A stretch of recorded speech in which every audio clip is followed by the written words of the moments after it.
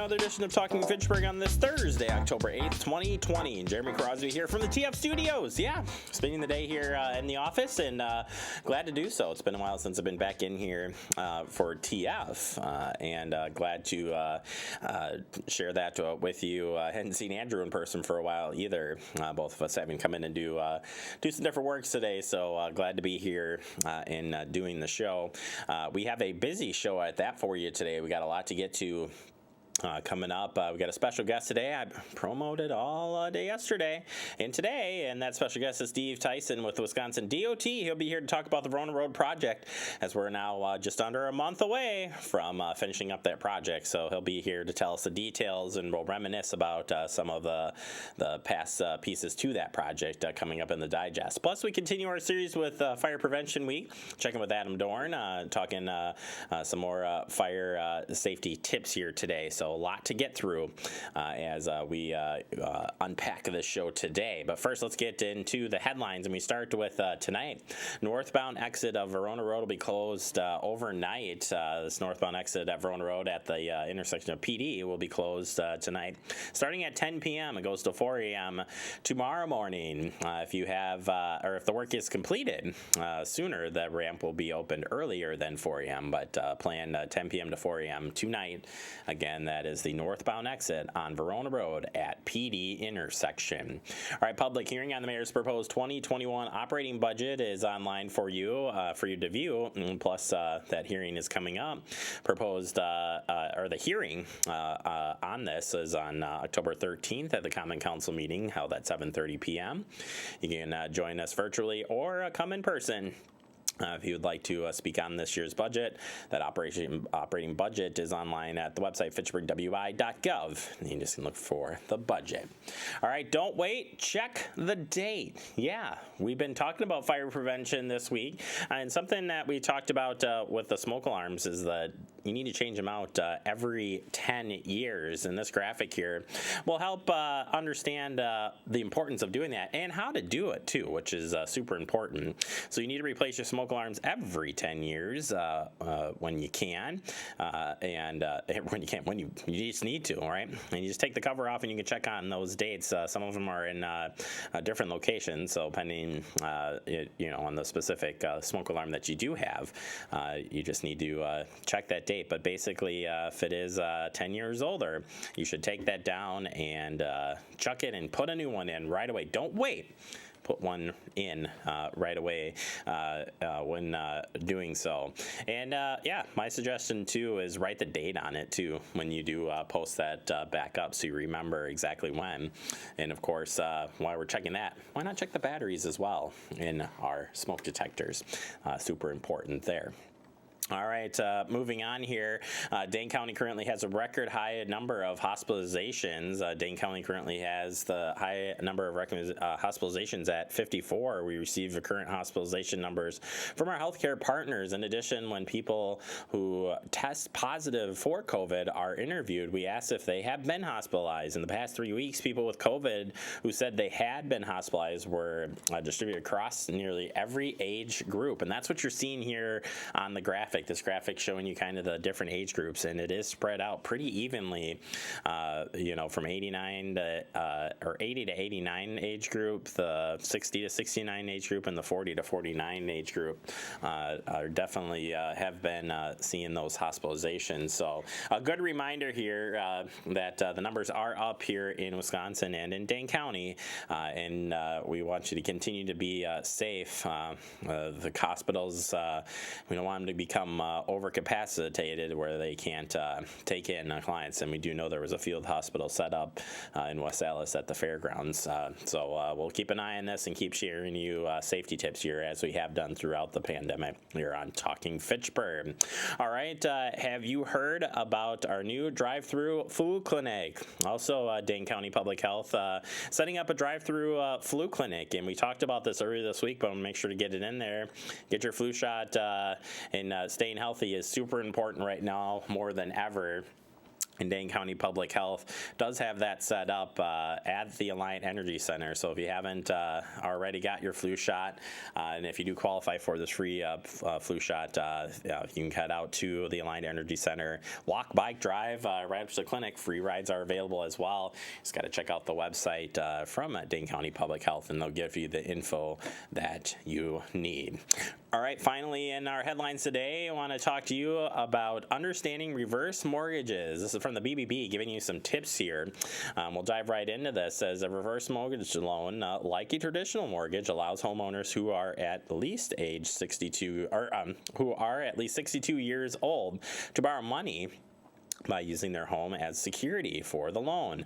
Like a traditional mortgage, the title remains in the homeowner's name. However, unlike a traditional mortgage, borrowers do not make monthly payments with a reverse mortgage. The loan is repaid when the borrower is no longer lives in the home, which can happen when the homeowner goes into assisted living or passes away. Interest and fees are added to the loan balance each month, and the balance grows over time. Although there is no monthly payment owed by the homeowner, there is 3 main requirements. Homeowners must pay their property taxes and homeowners insurance. Homeowners must live in the property as their principal residence. And number 3, homeowners must keep their home in good condition. Failure to meet these requirements may lead to a default or foreclosure.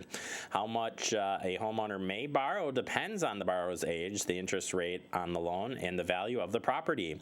A borrower may receive a loan proceeds through a line of credit, monthly payout, or lump sum payout. With a reverse mortgage loan, the amount of the homeowner owes to the lender goes up, not down, over time. This is because interest rates and fees are added to the loan balance each month. As your loan balance increases, your home equity decreases. A reverse mortgage loan is not free money. The homeowners or their hires will eventually unfortunately, will have to pay back the loan, and usually by selling the home. So know before you get into this, there's a lot of those out there, and we wanted to share that with you today. All right, that does it for our headlines. Coming up next, we open up the digest. We're talking with Steve Tyson, Wisconsin DOT, next right here on Talking Fitchburg.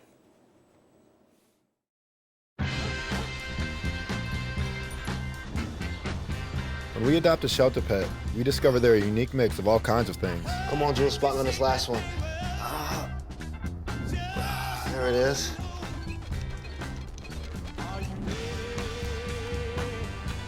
Keep going with it. Leo. They're a little bit of a lot of things, but they're all pure love. Here's something we bet you didn't know. Nearly half of all cancers can be prevented. That's right, half. Nearly 50%, mostly by making small everyday changes in your diet and controlling your weight, walking more, eating less, and eating foods that help you and your family to seriously reduce the risk of cancer. And of course, by not smoking. Visit the Cancer Prevention Together We Can website and get a free 30-day planner filled with tips, recipes, stats, and more about protecting your family. Go to prevent50.org. Dora knows better than anyone. The best place to explore is the forest. Boots! She knows this monkey? Of course she knows this monkey. Experience nature. Let's go. Connect with family. I love you guys. And find your own adventure in a forest or park near you. Let's do this. Come on, Boots. Visit discovertheforest.org to find a forest or park near you.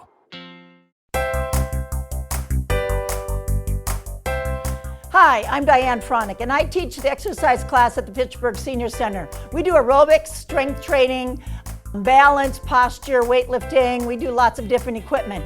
We want you to join us in exercise. We have a great group of people that are here to exercise with you. We want you to come in and exercise with us.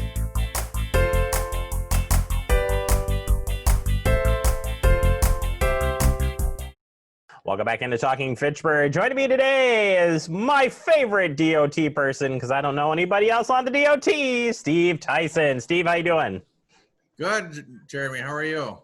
I'm doing wonderful. Glad you're here, and we are going to talk about the Verona Road project. This is one of 2 interviews, so I get you one more time before we have to end this relationship. And then we start a different one some other day, maybe. Alrighty, well, we're in the final month of the entire project, so it's certainly good to talk about. We're counting down the days now until the entire Verona Road project is complete. Days. I know when I was doing our Verona Road update, I was like, "This is it. We're in the month of October, folks. You're staring at the end of it here at the tunnel." Steve, tell us where we're at currently and where we're going to be ending up here as we wrap up this month. Yeah, so right now we shifted all the traffic onto the respective sides, westbound and eastbound, McKee Road between Fitchburg Road and Commerce Park Drive. And now we're working on the median areas, the curb and gutter, and then the restoration within those areas. Of course, the turn lanes, Nesbitt, Capeck Road, the Hard Rock Road turn lane from westbound PD just opened last week. And then we're also looking at setting the signals at Commerce Park Drive as well as Fitchburg Road. A reminder to viewers that the traffic signals at Nesbitt and Capeck Road are permanently removed. You still have the left turns into Capeck and Nesbitt, as well as the right turns in and out, but those signals are removed due to the proximity of the Verona Road and PD interchange. And so really that's sort of our look ahead. We will have one final layer of asphalt pavement between Fitchburg Road and Commerce Park Drive. That'll actually happen next week, October 12th through the 16th. And we'll look to sort of get that last little look, make the other restoration improvements over the final weeks of October. And October 30th, we're looking at a completion date and looking behind us. It's quite an amazing process that's unfolded here in the last several years. We've seen you guys put out some of the highlights, but Steve, when you look back at way in the beginning, and actually for viewers who don't, when did you actually come into this project, Steve? When did you first get involved with it? And is this your first project, even taking it all the way through? I don't even know. Yeah, so this is my first project from not inception, because the study began in 2001 with some of our staff. And then I joined in 2010 and worked on more of the design side and the beginning of the public outreach efforts. Construction, as everyone remembers, at Seminole Highway Bridge started in 2013, and then Verona Road in 2014, and then, of course, the years following.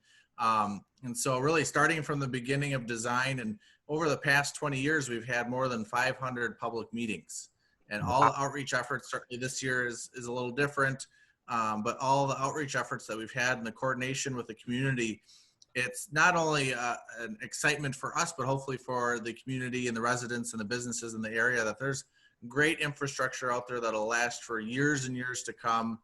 And it's quite the exciting achievement and a huge milestone for the department. Yeah, when you also take a look back at this project, Steve, what part really, what's that part that just always sticks out to you? Is it the Williamsburg Way Bridge? Is it the big girders that came in on an evening when they set those for over McKee? What's I guess I just picked two bridges, but what part of the project did you find most fascinating? I'm going to go with the third bridge. I mean, certainly we built a lot of bridges on the project, but the Straddle Bent Bridge that was built in 2014, and that's the structure that takes Verona Road over the frontage road system. There's the roundabout there by Interstate Blood and Plasma and Home Depot and those other businesses. And building that took a lot of coordination. That material came from Indiana or Ohio, I believe, and trucked all the way up to Wisconsin, set in place, and we had a time lapse of that on our website and Facebook page back in 2014. And just that coordination from a construction worker perspective, but also just the transportation of that massive piece of steel. And so looking at that, of course, a lot of the concrete paving that happened last year, really seeing those lanes paved for Verona Road going underneath Williamsburg Way and over PD, and just really paving that future of much safer and certainly more efficient infrastructure. Yeah, if I was going to pick my moment, I think I picked the Williamsburg Way Bridge because of how much earth was removed to make that bridge go. And for you to always be telling us, all right, you're going under Williamsburg over P. Like, I always remember that in every single interview I ever did with you, you know, and I'm always laughing to myself. Yeah, it's never going to, no, it's, you know, and it's amazing to think how you move it from one area to another. And Wow.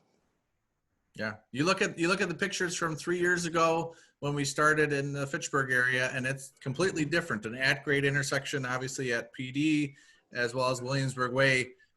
Those don't look anything like that to what they are right now. So it's quite the difference, and we're excited to share this accomplishment and this achievement with the community. Yeah, no, we certainly appreciate it, Steve, and appreciate all your work throughout the years. I know it's been a lot, and for good reason. I mean, that's part of the job, is to keep everybody up to date on what's going on.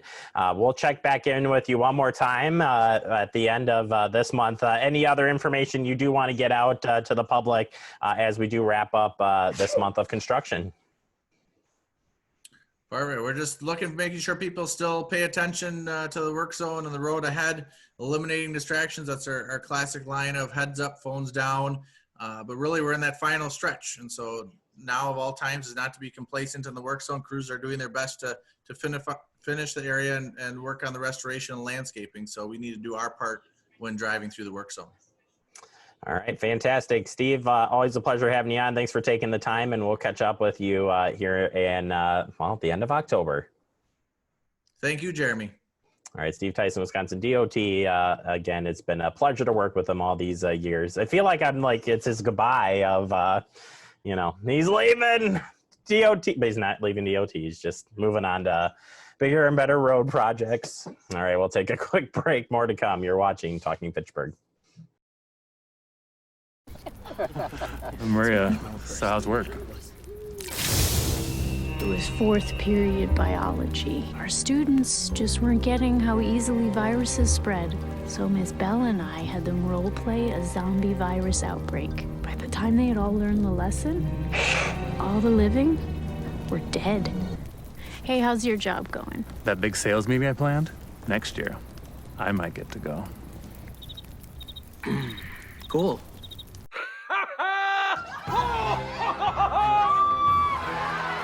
Give your town a reason to celebrate, because every Goodwill item you bring home brings job training and more to your community. Goodwill, bring good home.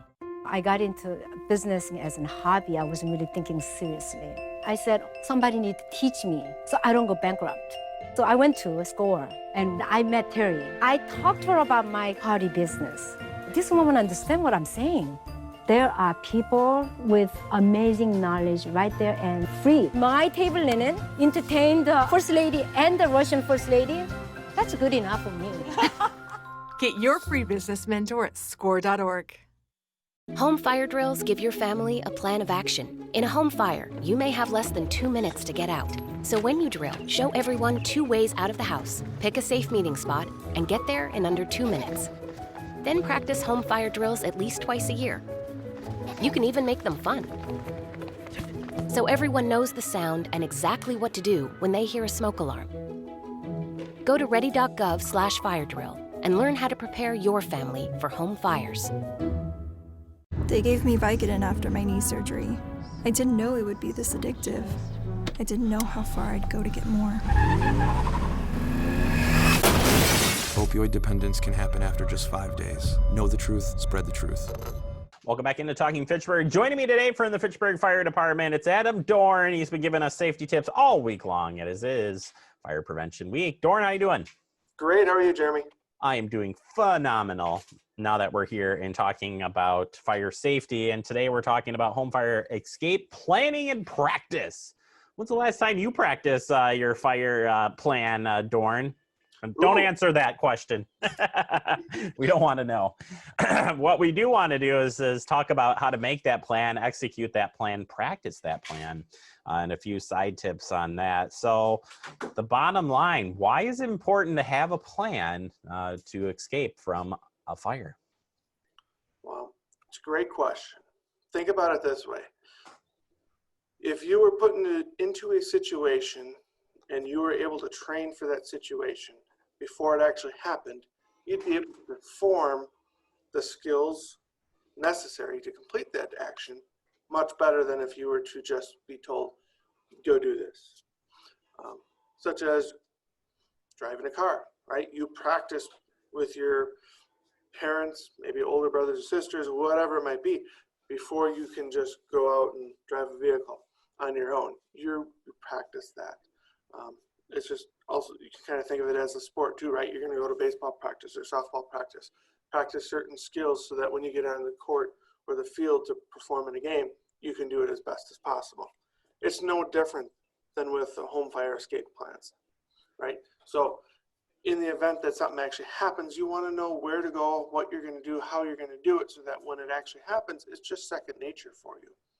So how do we do that? Well, we want to make sure that we understand how our home is laid out. We want to, if we have to, we can make a map of every level in our home, making sure we have all the doors and windows listed on there, shown on there. Make sure that we know 2 ways out of every room that we could be in, whether that's at night, during the day, maybe it's middle of the afternoon, maybe it's early morning. We want to make sure that we have help for the children, or maybe older adults, maybe with those with disabilities, that we can help them wake up and get out of the house appropriately, or keep them safe until help arrives, right? We want to make sure that the children know how to escape on their own in case you're not there, or maybe you're outside, or maybe the fire is between you and your children. We want them to know what to do and what not to do. So first thing, establish a meeting place. That's a place where once everybody is out of the house, that everybody's going to meet, that you can basically account for everybody, and then let the fire department know that everybody is or is not out. That is huge. I think a lot of times people forget about where are we going to meet as a family afterwards. Some of the other things to do regularly is check your smoke detectors. Make sure that they're working. If you don't have a working smoke detector, it's not going to help you get out of the house faster. Like we talked about earlier this week, we used to have 3 to 4 minutes to get out of the house. Nowadays, we may have a minute or less at sometimes, just because of the types of materials that we have in our homes. We actually want to push the button on the smoke detector to hear what it really sounds like. It sounds weird, and it seems kind of funny at times to actually push that button to hear the sound, but it makes a difference, because now we're starting to associate that sound with actually taking action and getting out of the house. Our meeting place needs to be away from the house and where you can easily be seen. If there is smoke, we want to make sure we get low under the smoke, get out fast. So basically crawl low and go. Think about it that way. Practice different ways to get out of your house. Close the doors behind you, because closed doors can stop or slow the spread of fire throughout a building. So when it says practice using different ways and to get out, think about this too. Practice it at different times of the day and night. Maybe wake up in the middle of the night, push the smoke detector button, see who responds. Because there have been studies that have been done that have shown children don't wake up to the sound as adults do. And when you're sleeping, you don't smell smoke. Your nose does not work as it does when you are awake. For whatever reason that is, it's just the way it is. Once you're outside of the house, never go back in for anybody. Don't go back in for people, pets, or your stuff. You are much more important to be alive than to go in and risk your life for something else. Let us do that as firefighters. Let us go in, help those people that are still in those conditions that are deadly.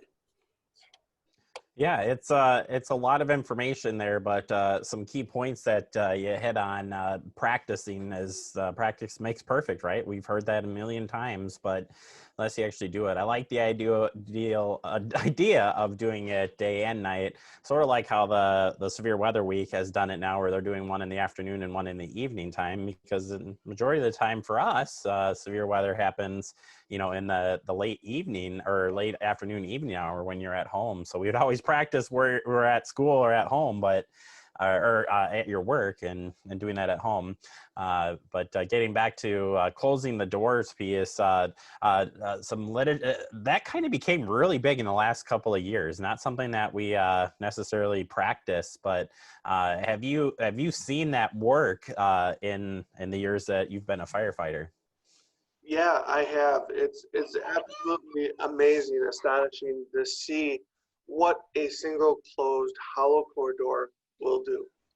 I remember going to a fire kind of over in the Greenfield Park neighborhood about 8-9 years ago, and when we went in, the fire was up in the roof of the house, and it had started in the garage and it spread through the roof, and then it came down into a couple of the bedrooms.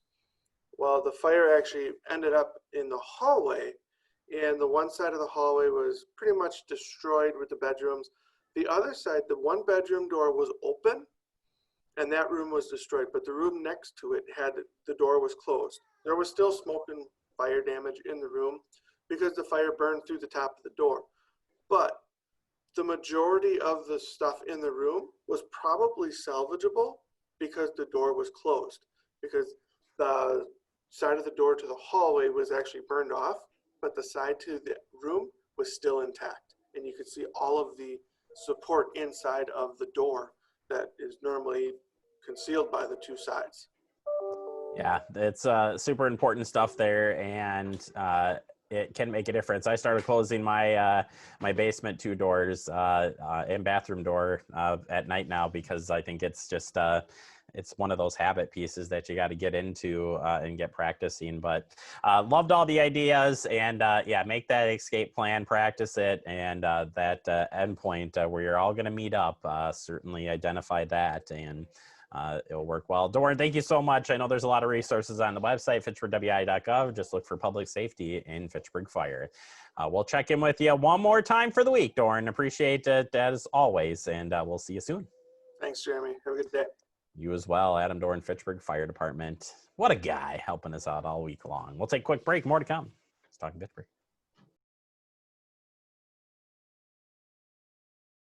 We're exercising at the Fitchburg Senior Center. We do aerobics, balance, strength training, posture. We want you to stay healthy and strong and exercise. Keep on being fit.